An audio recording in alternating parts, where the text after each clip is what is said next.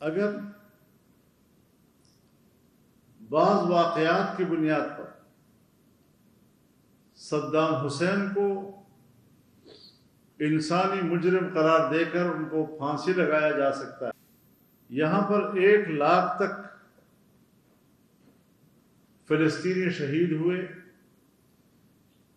جو بھوک سے شہید ہوئے، جو دوائی نہ ملنے کی وجہ سے بیماریوں سے شہید ہوئے، وہ لاکھ نہیں لاکھوں تک ہے۔ اس طرح کے مجرم کے ساتھ، جس کو عالمی عدالت انصاف نے باقاعدہ مجرم قرار دیا، اس کی گرفت، ان کو جنرل اسمبلی میں بلانا، وہاں پر اس کی تقریر سننا، میں تو تمام ان ممالک کو خراج تحسین پیش کرتا ہوں جنہوں نے ان کی تقریر سننے سے انکار کر دیا تھا۔ لیکن تعجب تو امریکہ پر ہے کہ وہ کس ڈٹائی کے ساتھ اس مجرم کی پشت پناہی کر رہا ہے۔ مجرم کے پشت پناہی سے آدمی خود وہ شریک جرم بن جاتا ہے۔ تو ہم تو ان کو بھی یہی کہیں گے کہ آپ انتہا پسندی اور ڈنڈے ماری والی سیاست نہ کریں، معقول سیاست کریں، مسئلے کے پس منظر کو سمجھیں۔ اور اس وقت انہوں نے اپنی تمام گفتگو اور بیانیہ اس میں حماس کو تعلق کیا ہوا ہے، جبکہ اصل فریق وہی ہے۔ حماس کو اصل فریق تسلیم کیے بغیر کبھی بھی فلسطین کا مسئلہ آپ حل نہیں کر سکتے۔ ہرچند کے محمود عباس صاحب وہ فلسطین اتھارٹی کے حوالے سے صدر ہیں،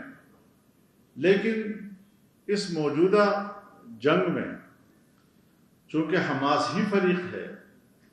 اور حماس ہی عوام کی منتخب جماعت ہے، ان کی منتخب جماعت کو زبردستی اور جبرن ختم کیا گیا اور بالآخر انہوں نے غزہ میں فلسطینی ریاست قائم کی۔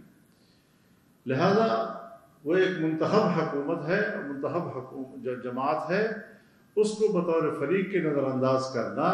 اس کا معنی یہ ہے کہ آپ وہاں کے عوام کے خواہشات کے علی الرغم ان پر کوئی ایک فیصلہ جبراً مسلط کرنے کی کوشش کر رہے ہیں۔ جہاں تک ہمارے پاکستان کے حکمرانوں کی سوچ ہے، میں سب سے پہلے تو ذکر کروں گا 17 اکتوبر کو کور کمانڈر کانفرنس کی اعلامیے کی، جو فیلڈ مارشل عاصم منیر کی صدارت میں ہوا تھا۔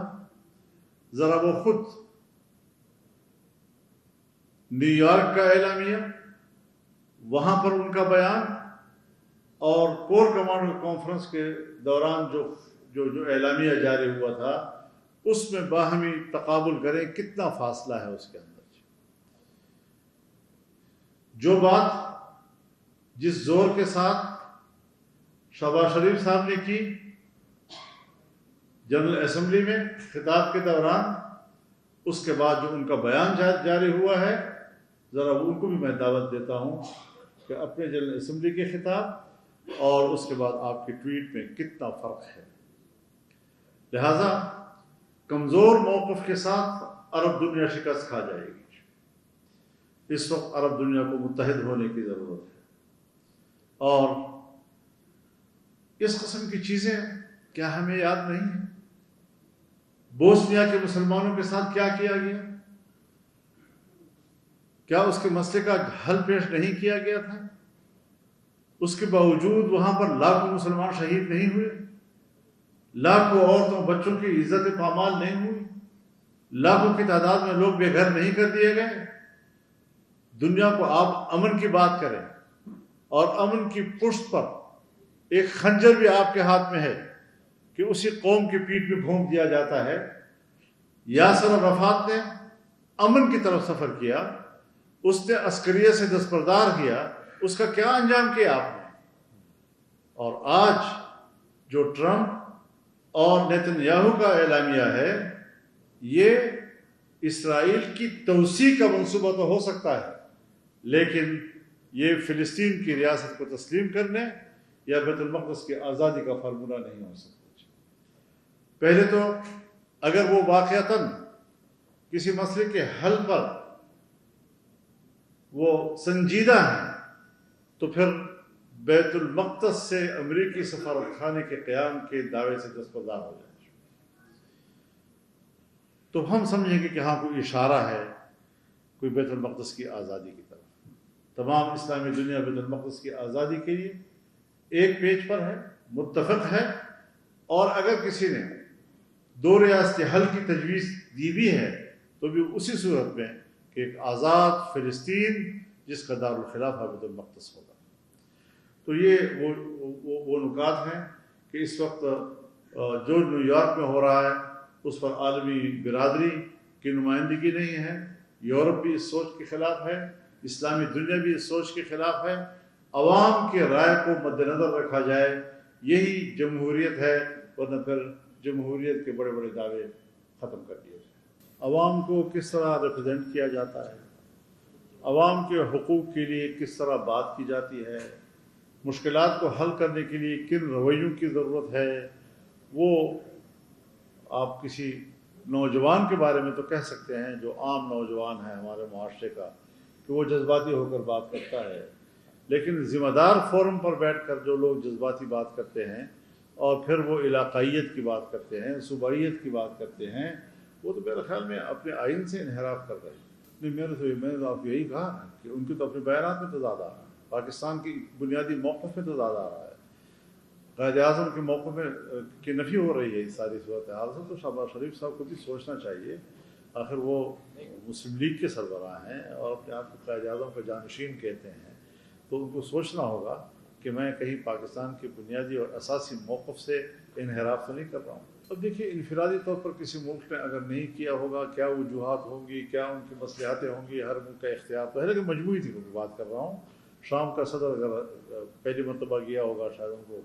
وہاں کے ابھی اٹھنے بیٹھنے کے عادات کو بھی پتہ نہیں ہوگا، تو بہرحال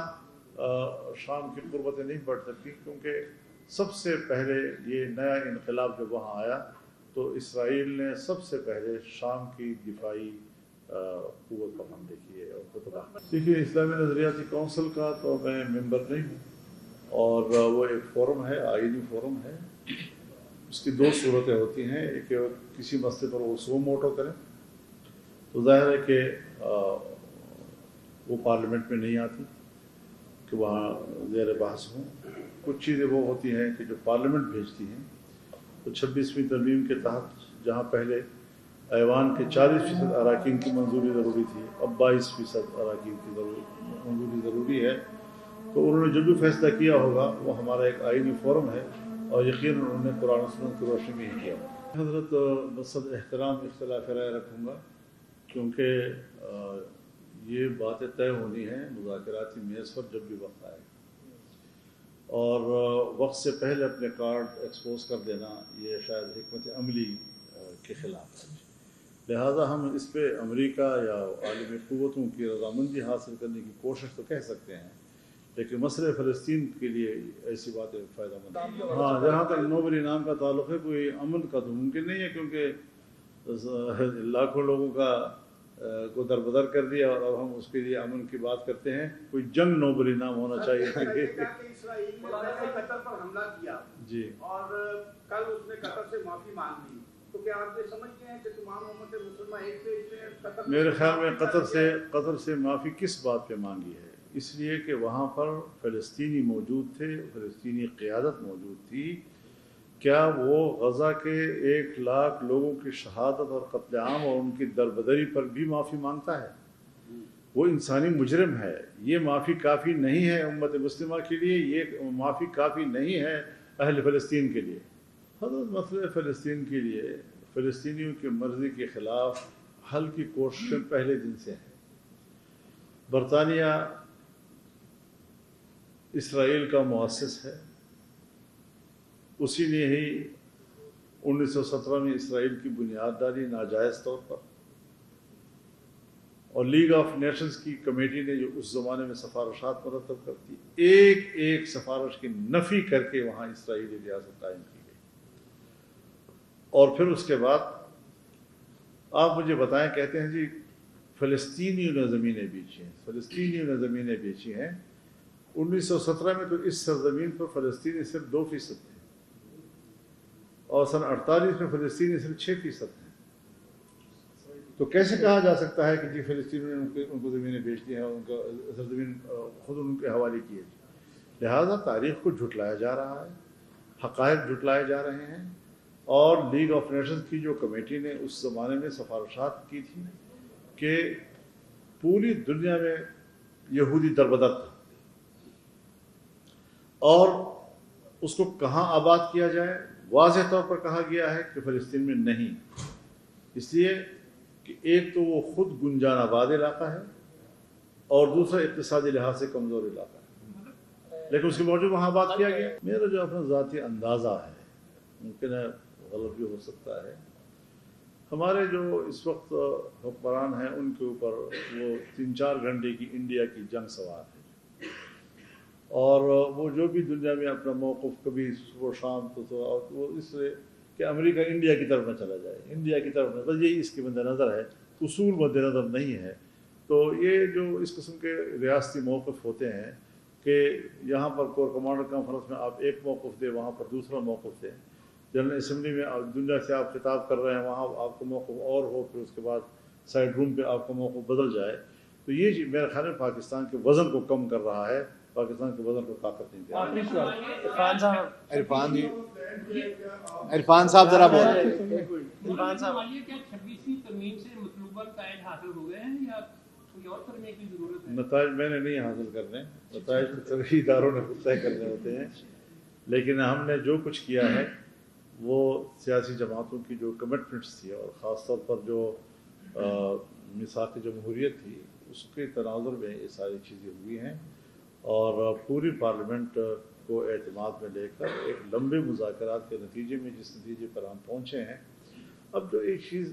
پارلیمنٹ کی سطح پر اور اپوزیشن اور حکومت دونوں کے درمیان اتفاق رائے سے جو چیزیں طے ہو جائیں، ان کو متنازع بنانے سے کس کو فائدہ ہو؟ اس میں کوئی شک نہیں ہے کہ سیاسی جماعتیں ہوں یا حکمران جماعتیں ہوں یا اپوزیشن کی جماعتیں ہوں، وہ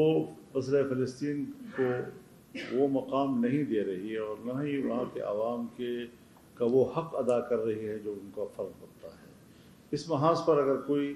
بڑا کردار ادا کیا ہے تو یا جمعیت علماء اسلام نے کیا ہے یا دوسری مذہبی جماعتوں نے کیا ہے۔ حکومت نے صرف نمائش کی حد تک ایوان صدر میں ایک اجلاس بلایا تھا اور بس، کسی نے کوئی ایک ٹویٹ کر دیا اور بس۔ تحریک کی صورت میں اگر کوئی اٹھا ہے تو ہم نے پورے ملک کے چاروں صوبوں میں ملین مارچ کیے ہیں، بہت بڑی عوام جمع ہوئی ہے اور تاریخی اجتماعات ہوئے ہیں، اور میں اب بھی یہ کہتا ہوں کہ پاکستان میں کوئی بھی اسرائیل کو تسلیم کرنے کا نہ سوچے۔ اگر ماحول بنتا ہے تو ضرور بلائیں گے، لیکن ماحول بنانے کے لیے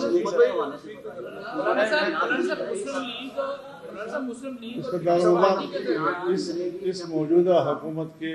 وقت کا دار و مدار اسٹیبلشمنٹ کے اوپر ہے، اگر وہ پورا کرنے دے گی تو کر لے گی، غیر فطری اتحاد ہے۔